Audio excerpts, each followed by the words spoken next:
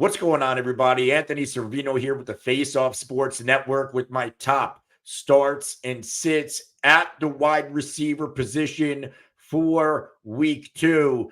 Let's get right into it with Malik Nabers. And Malik Nabers, he's the start of the week. He had a decent NFL debut in week 1 against the Minnesota Vikings, catching 5 passes for 66 yards on 7 targets. Now, while those numbers don't jump off the page, the outstanding rookie is in line for a much bigger game, I believe, in week 2 against the treacherous Commanders secondary. The Commanders were absolutely positively torched by Baker Mayfield and company, Chris Godwin, Jalen McMillan, Mike Evans in the season opener. The 3 wideouts combined for 14 receptions, 176 yards, and 4 touchdowns on just 17 targets. Now, Washington's secondary has been a weak spot for that team for a long time, especially on the perimeter. And since last season, no defense has given up more fantasy points to perimeter wide receivers. This bodes really well for Malik Nabers, who has the talent to beat soft coverage. He even has the talent to overcome the deficiencies of Daniel Jones in matchups like this. Let's go to my next start, and that is the aforementioned Chris Godwin. I was all in on Chris Godwin all offseason long. Liam Cohen coming from that Sean McVay system and that power slot role, and bringing Chris Godwin back to the slot, his natural position, and it was showcased in the season opener. Chris Godwin, outstanding in week 1 against the Commanders. He caught all 8 of his targets for 83 yards and a touchdown, 22.3 PPR points, and he's in line for another monster game against the Detroit Lions, who last week they struggled to contain Cooper Kupp and Tyler Johnson. Both wideouts scored at least 12.9 PPR points, and the Lions secondary has been leaky, even dating back to last season, despite the fact that they made some offseason additions. Primarily Cooper Kupp last week had an excess of 12 targets. Not the most yards and receptions for having that many targets, but this really bodes well and sets Chris Godwin up for a peak performance. In a football game with a projected Vegas total of 50.5 points, there's going to be a lot of firepower. There's going to be a lot of yards. There's going to be a lot of scoring opportunities for both sides. And Detroit's defense has conceded the 3rd most points to the wide receiver position since 2023. And with Godwin's established role in the power slot, he's a must-start wide receiver too, who has legitimate wide receiver 1 upside this week. Let's go to Drake London.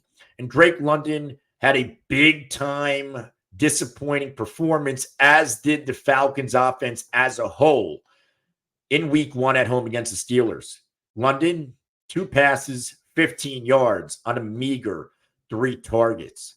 But Drake London, he's in line for a bounce back game in week 2 against the Philadelphia Eagles. In fact, immediately post game, new Falcons head coach Raheem Morris, he told the press that they didn't get the ball to Drake London enough. I mean, I'm no genius, but I would have to agree with Raheem Morris.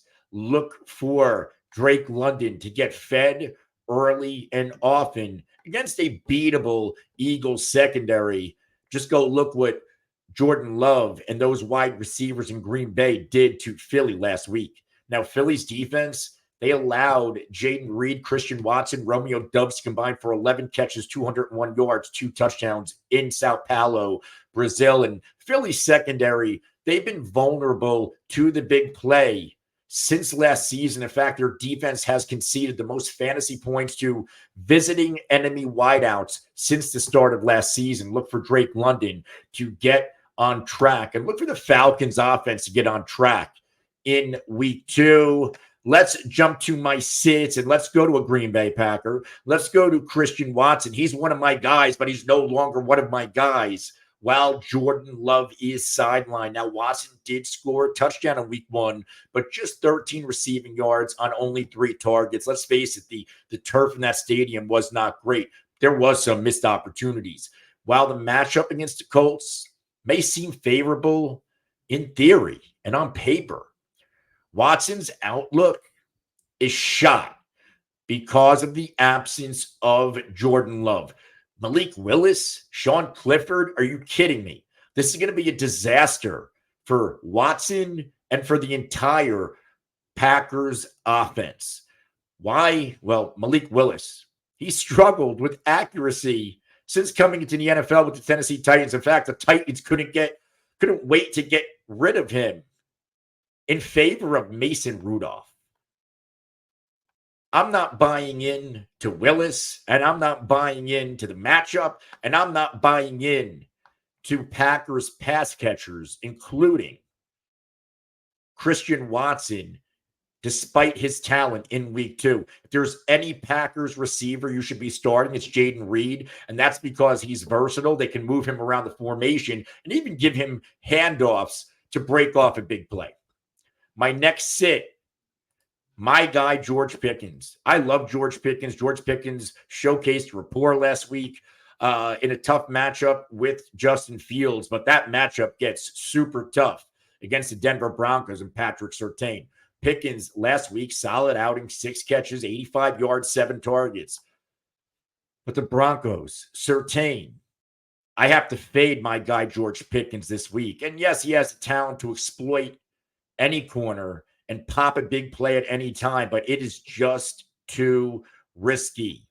Patrick Surtain Jr. shut down DK Metcalf in week 1, limiting him to 3 catches for 29 yards on only 4 targets. Denver's defense, especially at home, one of the toughest in the league against perimeter wide receivers. They've allowed just 5 touchdowns to wide receivers in their last 9 home games, and they rank amongst the best in the NFL at limiting fantasy points to the position.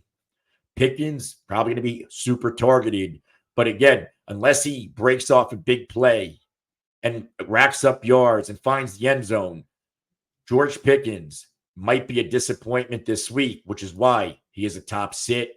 Let's close this baby out with Calvin Ridley. And Calvin Ridley had a rough outing in week 1, 3 receptions, 50 yards, 7 targets, lost to Chicago in an ugly football game. Calvin Ridley has now been held to single-digit fantasy points in 5 of his last 7 games. He's a risky fantasy start. Let's face it, Will Levis does not look good. If you don't ask me, if you don't believe me, go ask Brian Callahan. Ridley now gets an elite Jets defense this week. Their specialty, containing and shutting down top-end enemy wide receivers. The Jets, led by Sauce Gardner, they allowed just 5 passing touchdowns to wide receivers in their last 23 games, dating back to 2022. Ridley's still a talented player. I love the offense he's in. I think the quarterback needs to be better, but this is a brutal matchup. I am fading Calvin Ridley against the Jets, Sauce Gardner in week 2. All right, guys, remember, if you have any start sit questions, drop them in the comments. If you want to ask them live, hit the subscribe button, the alert icon, so you can be notified anytime we are live to answer your questions or drop more content just like this. Also hit that like button so we can stay in your algorithm and also creep into other people's. I'm Anthony Servino for the Face Off Sports Network. We'll see you next time.